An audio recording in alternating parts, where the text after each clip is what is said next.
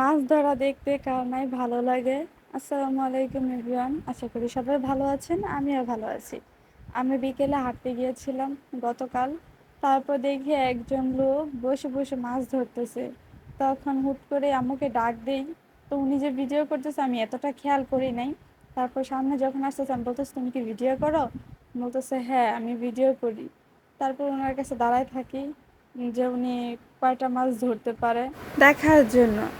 আর উনি যে সাইডে মাছ ধরতেছে, কিছুদিন আগে এই পাশ থেকেই একটা ছেলে মাছ ধরতে এসে মারা যায়।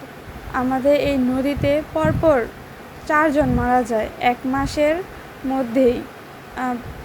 আগে হয়তো কম মারা যেত, কিন্তু এই বছর একটু বেশি লোক বলতে বাচ্চা ছিল সবগুলোই 18+।